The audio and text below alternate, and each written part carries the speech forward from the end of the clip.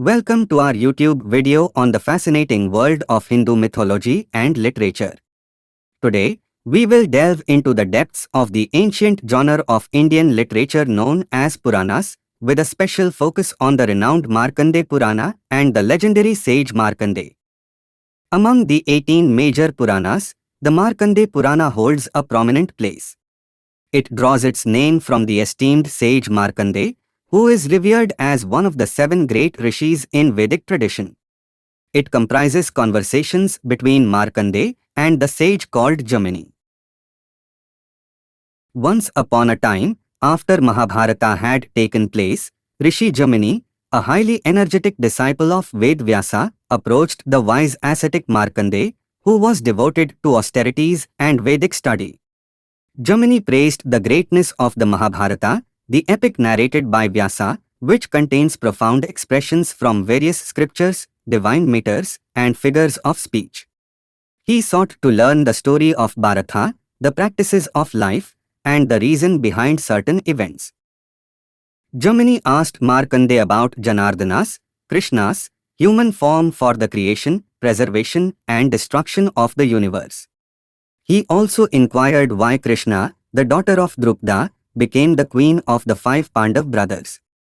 Additionally, he wanted to know how the mighty Balram, wielding a plough, atoned for the sin of Brahmanacide. Finally, Jamini questioned why the valiant sons of Draupadi died before getting married. To which Markandeya replied, "O great sage, the time for me to perform my rituals has come, and it is not appropriate to delve into the details now. However, I will introduce you to some knowledgeable birds who can clarify your doubts. These birds, well versed in true wisdom and constantly contemplating the scriptures, have a profound understanding of the Vedic knowledge. They are Drona's sons, Pindaksha, Vibodha, Suputra, and Sumukha, residing in a cave in the Vindhya mountain. Go and seek their wisdom about the matters you wish to learn." Upon hearing Markandeya's words, the astonished Jamini responded, "It is truly remarkable, O Brahman, that birds can speak like humans, and even more astonishing is their attainment of such profound knowledge that is hard to acquire. I am curious about their origin and how they acquired this knowledge. Where can I find these birds known as Drona's sons? And who is Drona, the one who has these 4 exceptional sons? I am eager to know how these noble and accomplished beings gained their understanding of righteousness." Markandeya began, "Pay close attention to what occurred in Nandana, the celestial garden, when Sakra, Indra, Narada, and the Apsaras, celestial nymphs, gathered together. Narada noticed Sakra, the ruler of gods, engrossed in the company of the courtesans, gazing at them intently. The moment the great sage Narada was spotted by Indra, the lord of Sachi, Indrani, he immediately stood up and respectfully offered his own seat to Narada. Witnessing the destroyer of Vala and Vitra rise, the celestial nymphs humbly bowed to the revered sage. After receiving the honor and settling down, Narada engaged in a pleasant conversation with the performer of 100 sacrifices, Sakra. Once their conversation ended, Sakra said to the great sage Narada, "Please command one of them to dance, Rambha, Misrakesi, Urvasi, Tilottama, Kritachi, Menka, or any other Apsara you prefer." Upon hearing Indra's words, Narada, the foremost among the twice-born Brahmans, pondered for a moment and then addressed the Apsaras who stood before him, saying, "Let the one among you who believes herself to be the most beautiful and noble dance before me." True dancing is accompanied by graceful gestures, anything else is merely an imitation. Immediately after Indra's request, each Apsara bowed and claimed to be superior in accomplishments, while the others disagreed, saying, "Not you, not you." Seeing their confusion, the divine chastiser of Paka, Indra, suggested, "Ask the ascetic, Narada, and he will decide who among you is truly superior in accomplishments." Following Indra's instruction, the Apsaras turned to Narada and asked for his judgment. Narada replied, "I will consider her to be the foremost in accomplishments, who, through her charm, can agitate the great ascetic Durvasa, who practices severe austerities on the mountain peak. Hearing this, all the Apsaras shook their heads and expressed their inability to fulfill the task. However, one Apsara named Vapu, proud of her ability to agitate the sage, boldly proclaimed, "I shall go to the hermit and make him lose control over his senses, even if Brahma, Janardana, and Lord Shiva were present. I will pierce their hearts with the arrows of desire." With determination, Vapu set off for Mount Pralaya, where the powerful ascetic's penance had rendered the ferocious beasts and wild environments calm. Standing at a distance of 2 miles from the sage, Vapu, with her sweet voice, began to sing. Surprised by the music, the ascetic approached her. Observing her graceful form and realizing her intent to disturb his mind, the sage grew furious and spoke to her sternly, "O arrogant one, you have come here to cause me suffering and obstruct my penance, earned through great hardship. Therefore, you, with your wicked understanding, shall be cursed to be born as a bird and remain in that form for 16 years. Only after undergoing the purification of a weapon's stroke, you will regain your place in heaven." You have nothing to say in response. With these harsh words, the sage condemned Vapu, who trembled with her bangles, and left the earthly realm, heading to the celestial Ganga, endowed with renowned virtues, leaving behind the Ganga with its flowing waters. Markandeya continued, "There was a bird king named Garuda, the son of Arishtnemi, who had a son named Sampati. Sampati had a heroic son named Suparshva, known for his swift speed. Suparshva's son was Kumbhi, and Kumbhi's son was Pralolupa. Pralolupa had 2 sons named Kanka and Kandhara. One day, Kanka, while on the summit of Mount Kailas, spotted a Rakshasa named Vidyudrupa, who had lotus petal-like eyes and was indulging in drinking with his spouse on a beautiful clean marble slab, wearing splendid attire and a brilliant garland. As soon as Vidyudrupa noticed Kanka, he became furious and questioned him, "Why have you come here, wretched oviparous creature? This place is meant for those who keep things sacred and secret." Kanka replied, "This mountain belongs to all creatures, including you and me. Why should you have special attachment to it?" Enraged by Kanka's response, the Rakshasa attacked and killed him, leaving him covered in blood and unconscious. Learning of Kanka's death, Kandhara, the king of oviparous creatures, filled with anger, decided to avenge his brother's demise and destroy Vidyudrupa. Kandhara performed the funeral rites for his elder brother at the place where Kanka lay slain. Then, with eyes filled with rage, he approached the mountain cave where Vidyudrupa was waiting. He challenged the Rakshasa to battle, blaming him for killing his confiding elder brother, and expressed his determination to send him to the abode of Yam, the god of death, for his actions. Filled with wrath, Kandhara fiercely attacked Vidyudrupa, causing great upheaval with the powerful wind of his wings and scattering clouds with force. He confronted the Rakshasa, who appeared fearsome with a coppery complexion, seated on a golden sofa adorned with garlands and sandalwood paste, and had terrifying teeth resembling the inlaying leaves of a ketki flower. Vidyudrupa's wife, Madnika, with large eyes and sweet notes like a male koel, was seated on his left thigh. With fiery determination, Kandhara declared that he would defeat the Rakshasa and send him to the hells meant for those who harm the trusting, women, and children. After the intense encounter between the king of birds and the Rakshasa was killed by king of birds. The Rakshas's wife sought refuge with the victorious bird and offered to become his wife. Taking her along, the bird returned to his home, relieved of the sorrow caused by his brother's death at the hands of Vidyudrupa. The Rakshas's wife, who was actually the Apsara Menka's daughter, transformed into a female bird and was named Takshi by her avian husband. The youngest of Mandapala's 4 intelligent sons, well-versed in the Vedas, married the fair Takshi with Kandhara's approval. Takshi became pregnant, and after 7 fortnights, she went to Kurukshetra. There, amidst the dreadful battle between the Kurus and Pandavas, she found herself caught in the thick of the fight.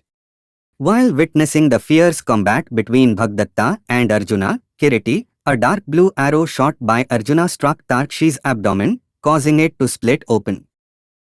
Miraculously, as her abdomen was destined to live, the eggs she carried dropped to the ground unharmed, along with the huge bell from Bhagdatta's elephant Supratika, which fell after being struck by an arrow. The bird's eggs, however, remained protected under the bell. After the mighty king Bhagdatta was slain, the battle between the Kuru and Pandav armies continued for many days. After the battle ended, Yudhishthira, the son of Dharma, went to Bhisma, the son of Santanu, to seek an exhaustive discourse on religion. Meanwhile, the self-controlled ascetic Shamika came searching for them and stumbled upon the eggs of the birds under the bell. Hearing the faint cries of the young embryos, Shamika and his disciples lifted the bell and found the parentless hatchlings. Filled with surprise, Shamika addressed his disciples, "These birds have been created by the deity, and as long as the divine wills, they shall live, whether they fight or not. Some creatures die at home, others while fleeing, and some while eating or drinking. Even those who practice yoga cannot attain immortality. Fear of death should not trouble them, as the words of Sukra have been proven true by these remarkable birds. They did not meet death even in that extraordinary battle." Curious about the birds, Shamika asked, "Who are these birds?" "They are not ordinary creatures. The favor of the deity sometimes bestows good luck in this world." He then instructed his disciples to take the young ones of the bird to their hermitage and care for them, ensuring they are safe from predators. He reminded them that creatures live or die by their own actions, and despite that, one should always exert effort in their endeavors. Following the sage's command, the disciples took the birds to their hermitage, where they performed various religious rites in reverence to deities such as Vishnu, Shiva, Brahma, Indra, Yam, and others, as sanctioned by the sacred texts, Shruti. They collected roots, fruits, flowers, and kush grass, and offered their prayers in the tranquil abode adorned with the presence of saints and buzzing black bees around the tree branches. They paid homage to different gods, seeking their blessings for the well-being of the young birds. The great ascetics protected and cared for the young birds day after day, providing them with food and water. Within a month, the curious birds started flying around in the sky, circling the earth with its cities, seas, and rivers, before returning to the hermitage, their minds and bodies exhausted. Through the potency of the ascetics, the birds' knowledge became apparent. The birds, grateful for the shelter, food, and water provided by the ascetic, expressed their gratitude, considering him their father and preceptor. They explained how they were orphaned even before their birth, and had no one to care for them until the ascetic came to their rescue, saving them from a dreadful death. They wondered when they would grow stronger and be able to fly freely from tree to tree, expressing their eagerness for their wings to raise dust around the ascetic. Curious about the bird's ability to speak like humans, the ascetic, surrounded by his disciples and son Shringi, inquired about the change in their form and speech, asking them to truthfully reveal the cause of this transformation brought about by some curse. The birds revealed that they were the four sons of the great ascetic Vipulaswan, named Sri Krishna and Tamvaru. They used to serve their father during his austere practices in the forest, gathering sacrificial fuel and other essentials for him. One day, Indra, the king of the celestials, disguised as a decrepit bird with broken wings, approached their father seeking food as he was hungry and exhausted after being thrown down by Garuda's strong winds. Indra asked for human flesh as his sustenance, and their father, though hesitant, eventually agreed to fulfill his request. He then summoned his sons and addressed them, praising their qualities but also speaking cruelly, asking them to offer their flesh and blood to satiate Indra's hunger and thirst. Filled with devotion and respect, the sons agreed to fulfill their father's words. However, the birds were filled with great fear and pain, knowing the difficult task ahead of them.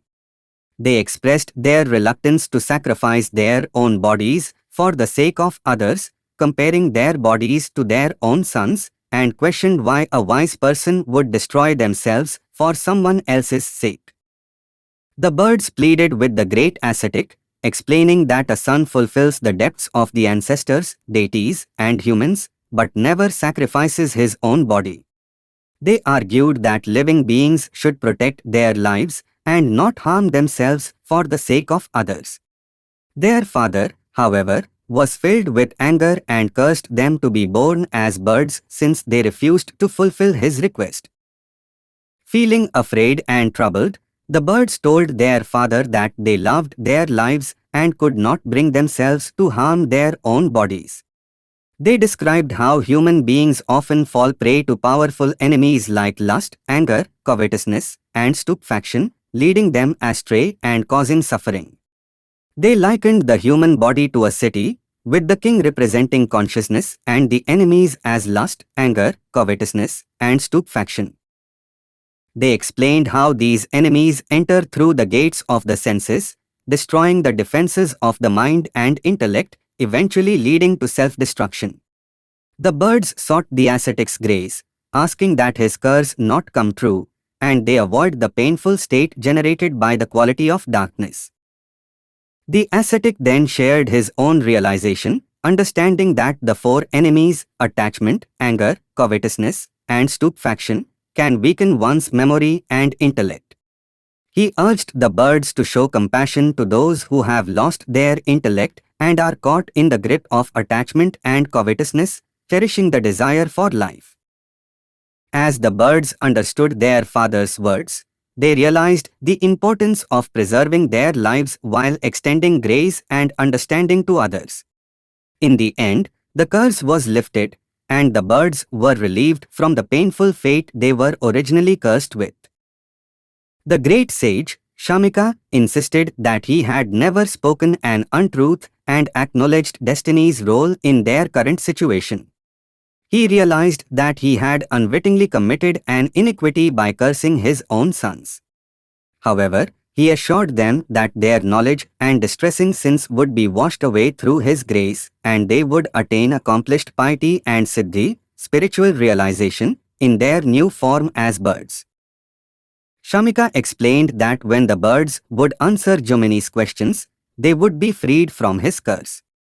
He emphasized that destiny governs everyone's actions in this world, and all creatures are subject to its influence. Hearing the birds' words, Shamika recognized that they were no ordinary birds and must be great twice-born beings to have survived the superhuman battle. He granted them permission to go to the Vindhya mountain, where they engaged in hard austerities, studied the Vedas, and focused on the contemplation of the mind. Thus, the sons of the ascetic, now in the form of birds, lived in the woods of the Vindhya mountain, where sacred streams flowed abundantly. With their minds controlled and determined, they continued their spiritual journey in their new avian state.